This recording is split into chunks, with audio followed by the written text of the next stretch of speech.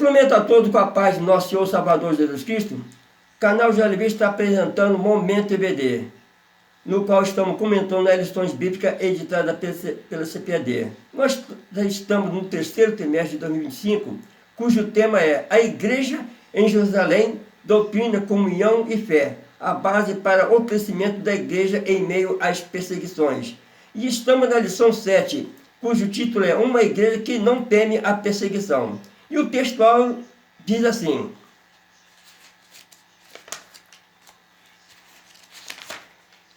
Porém, respondendo Pedro, os apóstolos disseram: mais importa obedecer a Deus do que aos homens. Atos capítulo 5, versículo 29.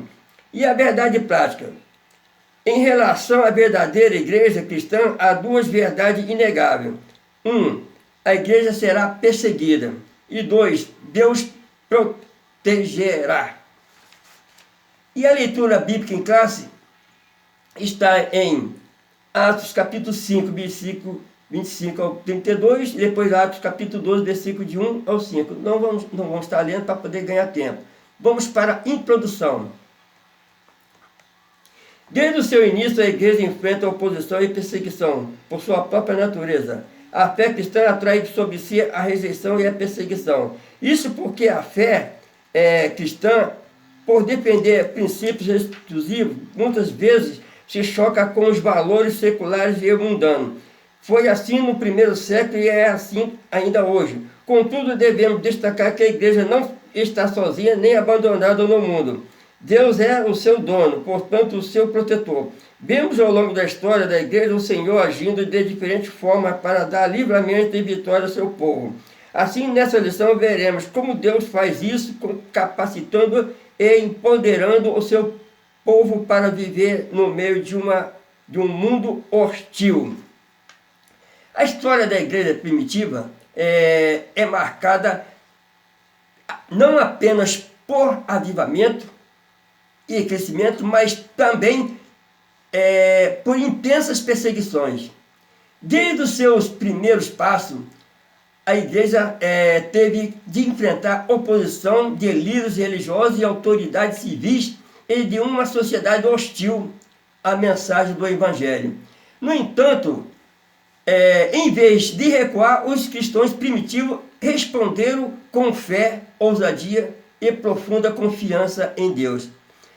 Estudaremos nessa lição como a igreja de Jerusalém enfrentou a perseguição com coragem, como a oração foi uma arma poderosa em tempos de crise, e como a intervenção divina continua sendo uma realidade na vida dos que permanecem fiéis. E a palavra-chave é perseguição. Vamos para o primeiro tópico, a igreja perseguida. E o primeiro subtópico, os perseguidores.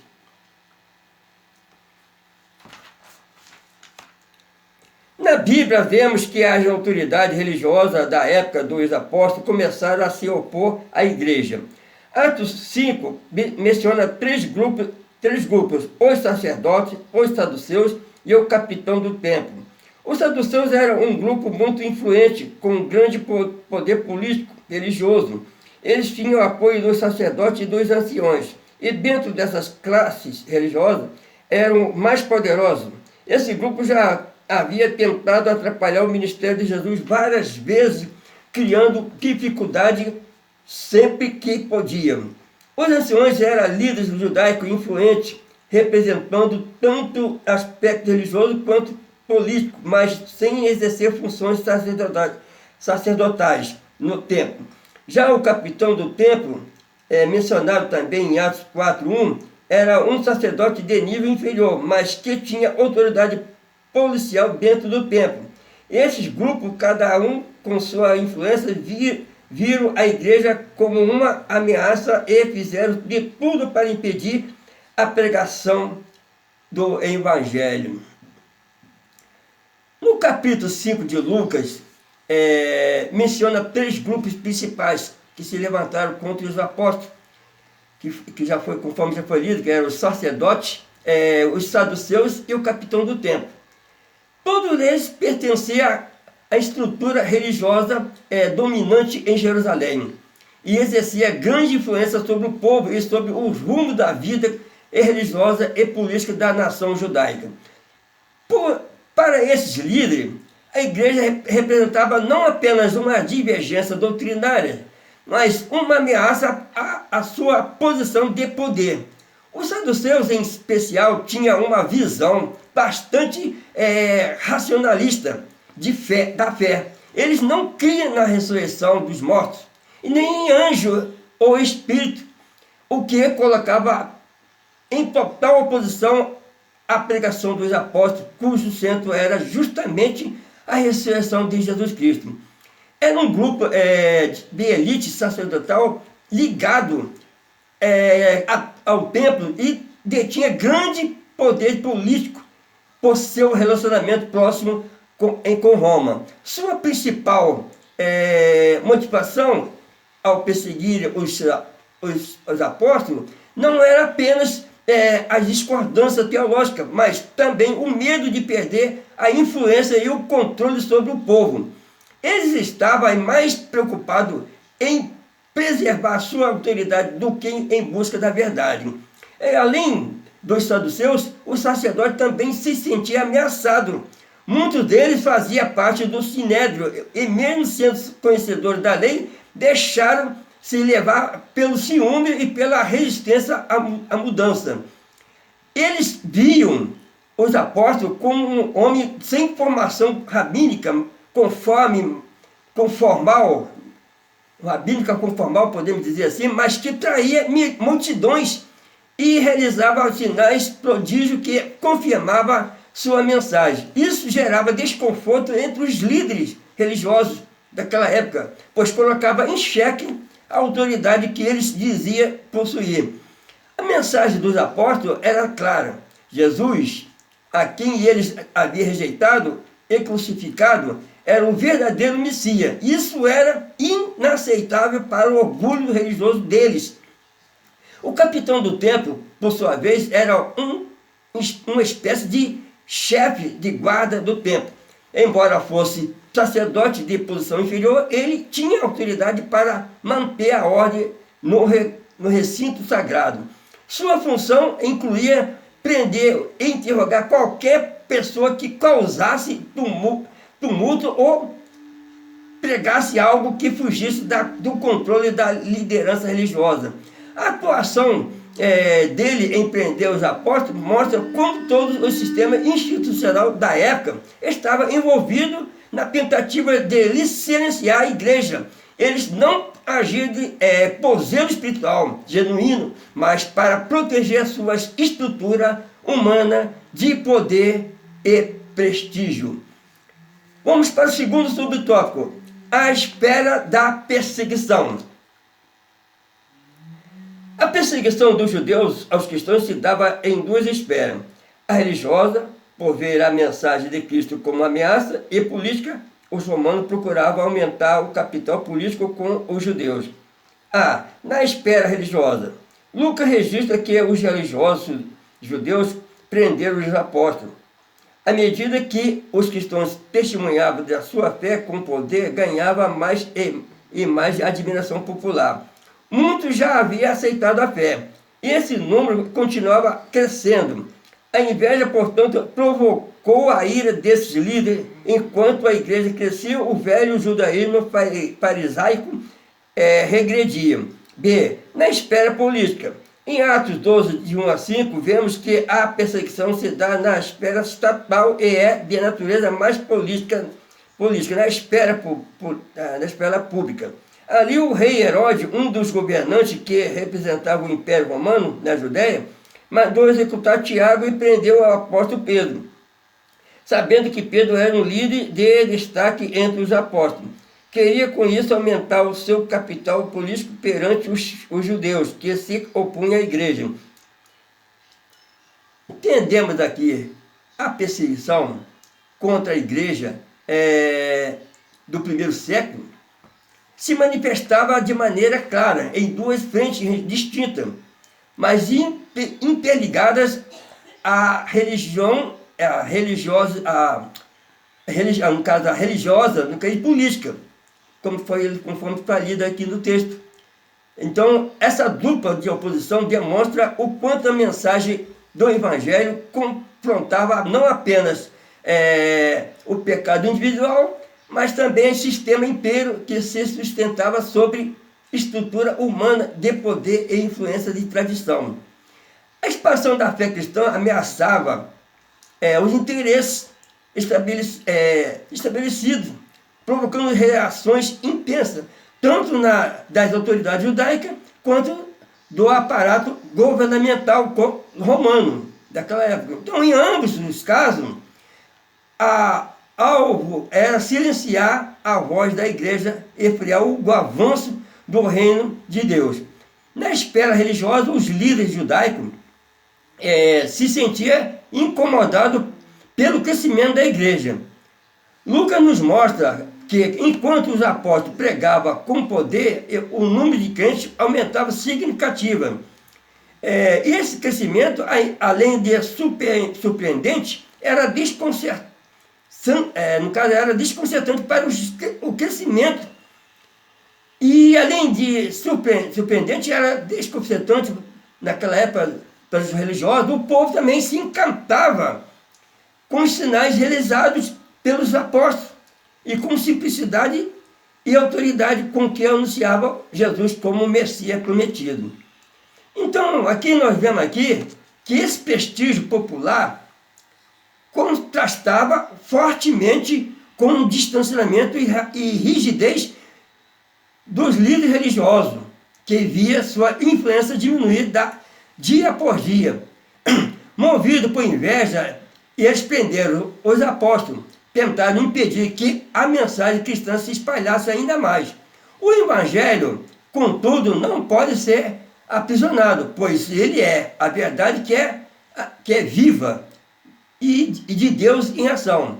Essa mensagem, no caso, era uma verdade, que é a verdade viva que vinha de Deus, que estava posto em ação. Já na esfera política, a perseguição assumia um caráter oportunista.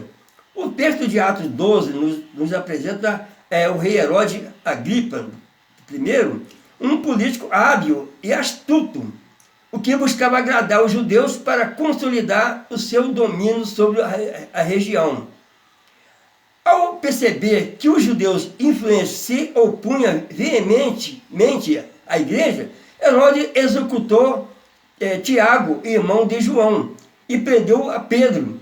E essa ação não foi movida por convicção religiosa, mas por interesse político. Era uma tentativa, clara, de angariar apoio popular, fortalecendo sua posição junto à liderança judaica. Assim, a perseguição se tornava-se um instrumento de barganha política, onde a fidelidade dos crentes ao Evangelho era usada como moeda de troca em jogo de poder. O apóstolo Paulo nos lembra que as armas da nossa milícia não são carnais, mas sim poderosas para a destruição das fortalezas. Isso significa o quê? Mesmo diante das perseguições, no caso das perseguições externas, podemos dizer, a igreja continuava vencendo quando permanece firme em sua missão, e era sustentada pela verdade do Evangelho e fortalecida pelo poder do Espírito Santo.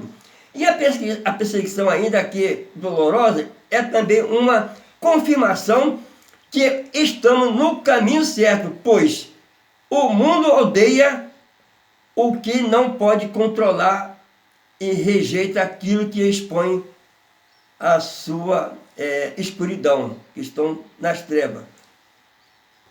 Vamos para o terceiro subtópico. A igreja enfrentará oposição.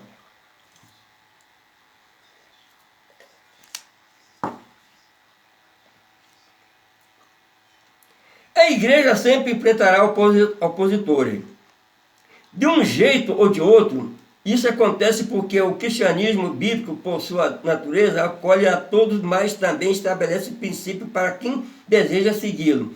Por isso, muitas vezes, é visto como antiquado e preconceituoso e indesejado. A perseguição pode mudar conforme o tempo e o lugar, mas seu objetivo continua o mesmo: silenciar a voz da igreja. O Evangelho é luz, e a luz sempre incomodará as trevas, isso é fato. Jesus já havia advertido os seus discípulos: se o mundo vos aborrece, sabei que primeiro do que a vós me aborreceu a mim. Está lá em João 15, 18. E ao longo da história, vemos que os opositores da igreja assumem diferentes rótulos e estratégias. Em alguns momentos, como nos tempos dos apóstolos, a oposição foi institucional e violenta, por meio de prisões, espancamento e mortes. Em outras épocas, manifestou-se por meio de perseguições ideológicas, censuras e difamações. Atualmente, em muitos lugares, a perseguição acontece de forma sutil, porém constante, especialmente quando a fé cristã bíblica se posiciona contra os valores distorcidos da sociedade. O cristianismo, que permanece fiel à Escritura, é frequentemente rotulado como retrógrafo, intolerante ou ultrapassado. Contudo, isso não surpreende aquele que conhece a palavra, pois Paulo já havia declarado que todos os que querem viver piamente em Cristo Jesus padecerão perseguições.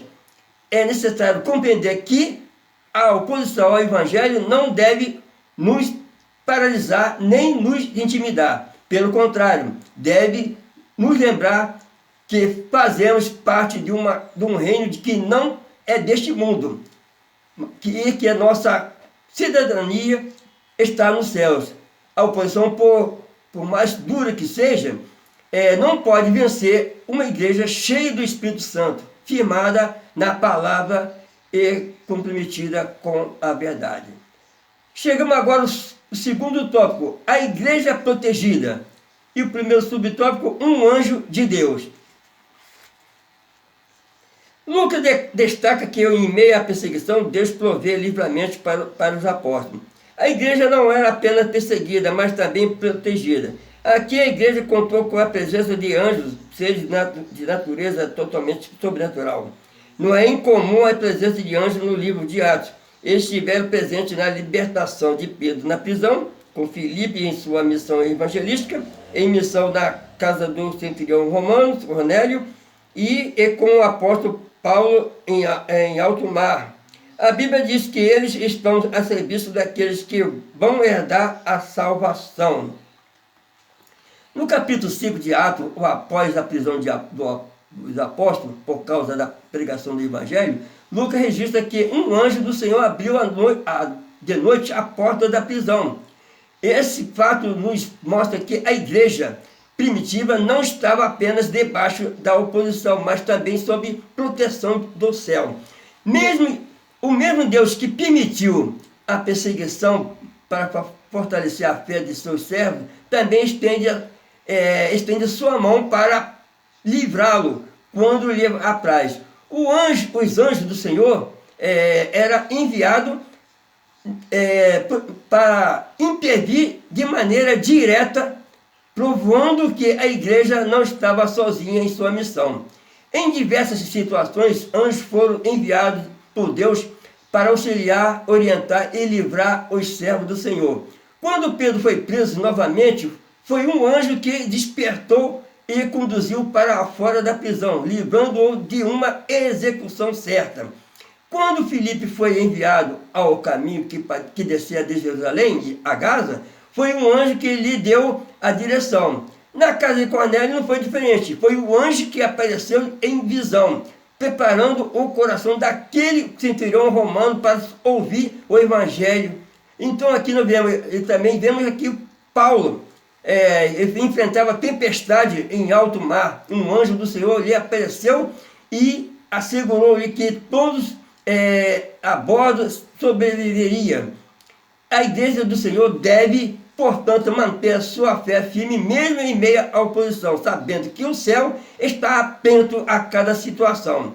A perseguição pode vir, as portas podem parecer trancadas, mas o Senhor continua operando muitas vezes de forma invisível em favor do seu povo, quando todas as saídas humanas parecem fechadas. Deus ainda tem seus meios de agir, se for preciso, ele envia anjo.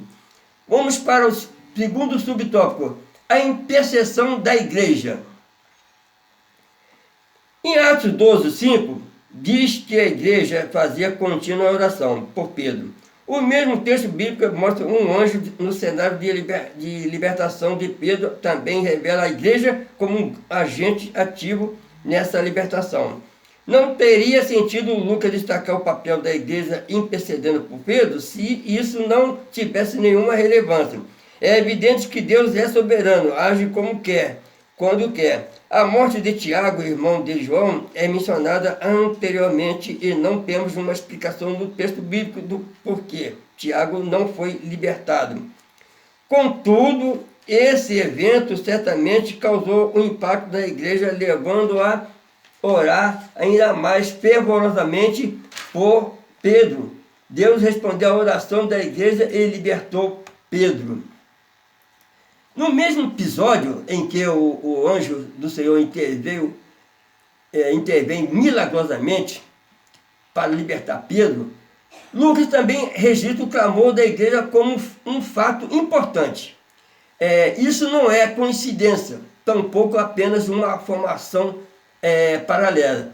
Ao mencionar a intercessão da igreja, o texto nos ensina que, embora Deus seja soberano e haja segundo os seus eternos propósitos, ele também atende às orações do seu povo. A oração da igreja não é um ritual vazio, mas um instrumento eficaz nas mãos de Deus. Deus quis, em sua soberania, associar a libertação de Pedro à oração dos irmãos. E esse é um testemunho poderoso de que a oração da igreja move o céu, abre as portas, interfere diretamente em situação impossível. A diferença entre a morte de Tiago e a libertação de Pedro pode nos levar a questionamento, mas o silêncio do texto quanto ao livramento de Tiago não diminui a soberania de Deus. A Escritura não nos revela todos os porquês, mas nos mostra com clareza que a igreja aprendeu a importância de se colocar na brecha. A morte de Tiago foi um duro golpe, certamente um momento de dor e perplexidade. E por causa disso podemos supor que a igreja despertou ainda mais para o poder da oração. A intercessão nesse sentido foi uma resposta da fé em meio à adversidade. A igreja não podia enfrentar Herodes com espada ou com influência política, mas podia mostrar, no caso, mover os céus com a sua súplica. O poder da intercessão não está no número de palavras, mas na fé com que se ora. A oração contínua, fervorosa e unida da igreja em favor de Pedro foi uma expressão clara da confiança em Deus. O Senhor poderia libertá-lo com ou sem oração, mas decidiu agir por meio da oração, mostrando que a igreja tem um papel ativo na obra que ele realiza. Vamos para o terceiro subtópico, o valor da oração.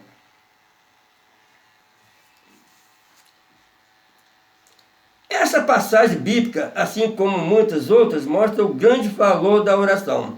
Enquanto os cristãos oravam, o lugar em que estava tremeu. Quando Paulo orava, teve uma visão com Ananias de Damasco orando pela cura dele. Enquanto o Cornélio orava, um anjo se apresentou. E os apóstolos oravam para que os cristãos fossem batizados no Espírito Santo. Não podemos subestimar o poder da oração.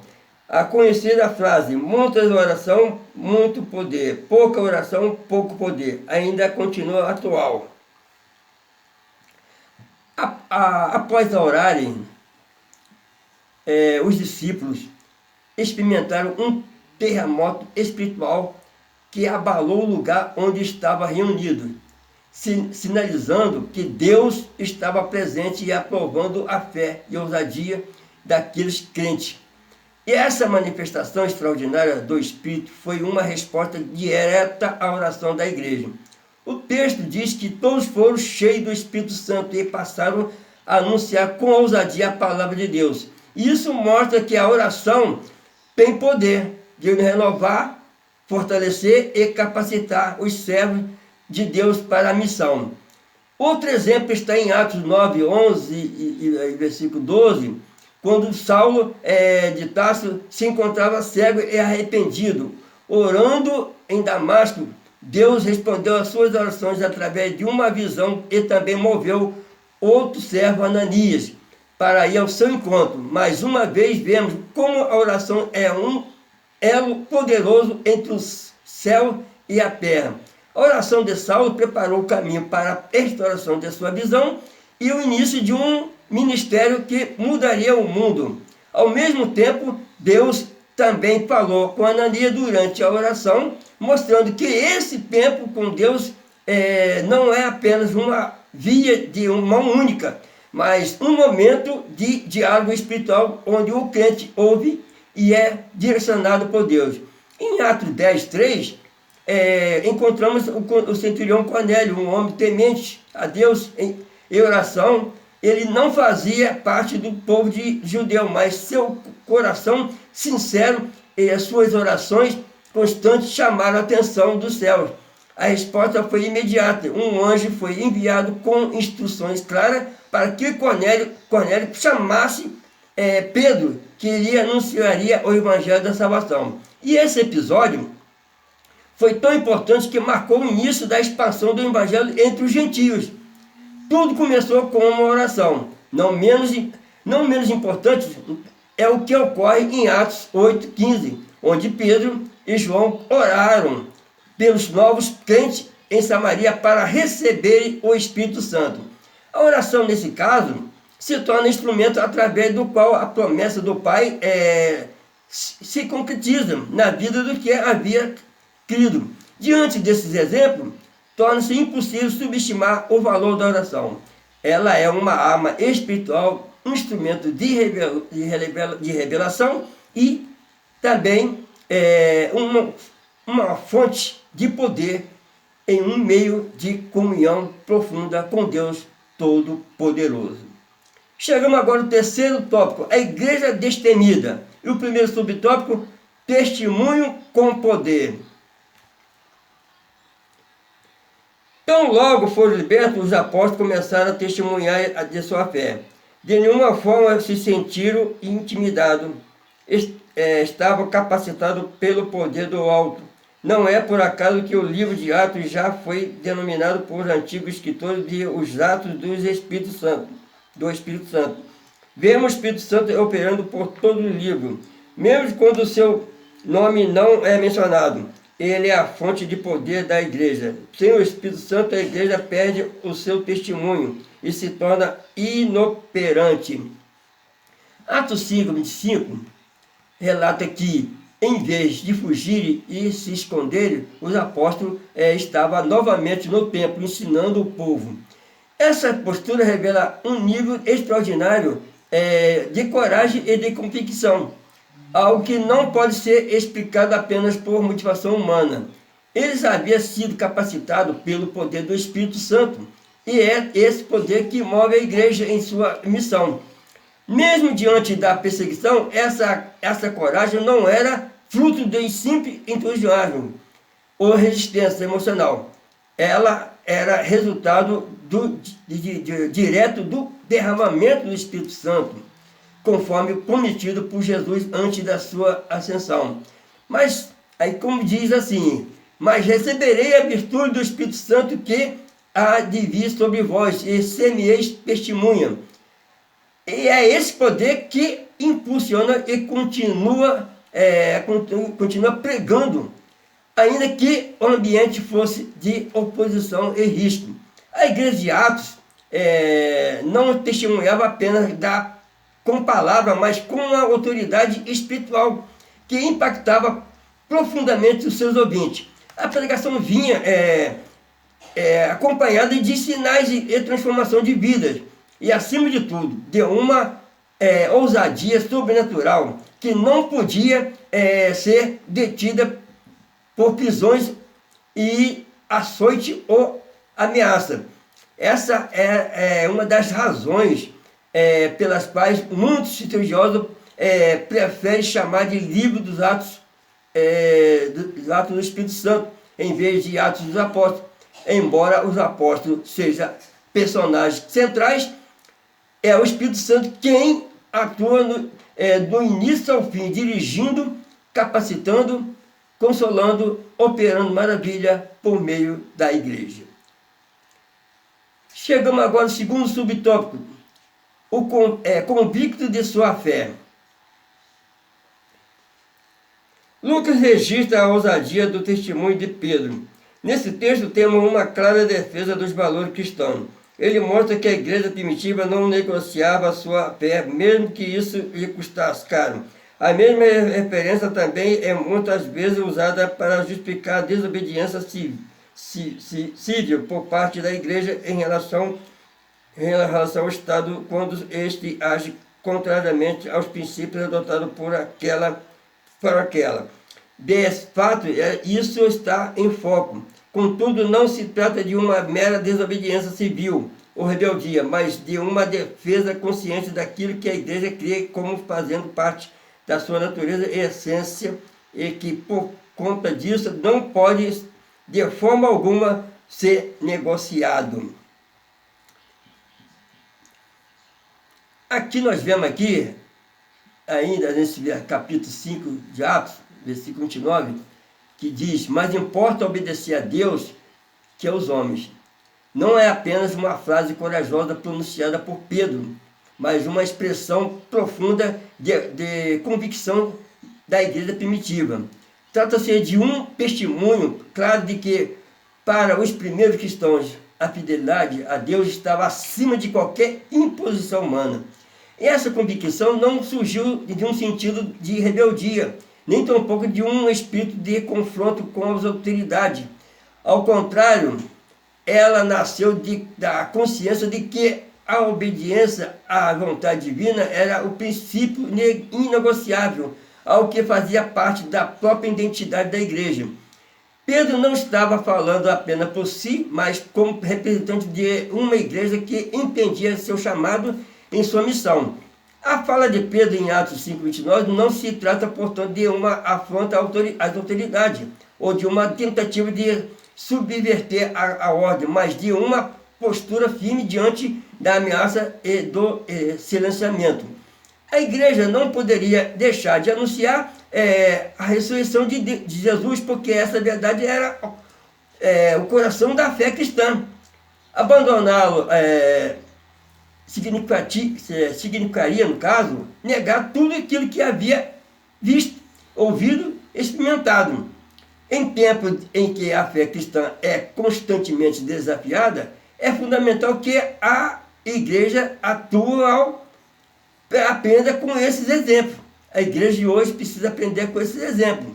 Nem tudo que é legal é moral, nem tudo que é permitido pelo mundo é aprovado por Deus. A igreja não deve buscar conflito com as autoridades, mas também não deve ceder quando aquilo que lhe é ordenado fere o mandamento do Senhor. A convicção de fé precisa, mais do que um discurso, deve ser uma prática que resiste às pressões externas, que sustenta a integridade mesmo sob ameaça e que glorifica a Deus através da obediência. Portanto, o exemplo de Pedro nos convida a examinar o nível de nossa fidelidade. Glória a Deus. Chegamos agora à conclusão, que diz assim: vimos como a igreja capacitada pelo Espírito enfrenta perseguições. O cristão, portanto, não deve se assustar com ela. No contexto do cristianismo bíblico, essa é a regra, não é a exceção.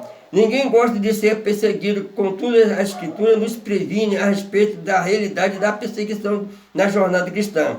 Isso não significa que o sofrimento deve ser um alvo a ser alcançado, mas que devemos estar conscientes de que não podemos evitá-lo.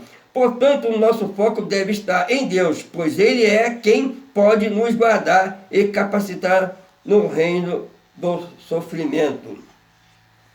A história da igreja primitiva nos ensina que a perseguição nunca foi capaz de deter o avanço do evangelho. Pelo contrário, quanto mais a igreja era perseguida, opressionada, mais ela crescia, fortalecia pela presença e atuação do Espírito Santo.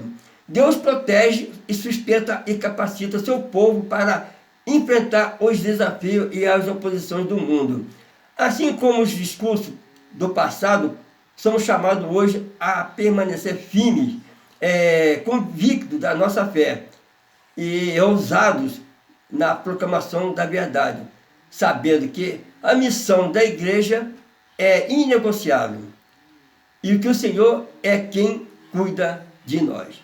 Chegamos no final, foi muito proveitosa essa lição, eu creio que é muito um aprendizado que podemos sempre ter em nossa vida, que nós possamos cada vez mais estar sempre conscientes, defendendo a fé que uma vez foi nos dada através de Jesus Cristo. Fica todos na paz do nosso Senhor Jesus Cristo, até a próxima, se Deus quiser.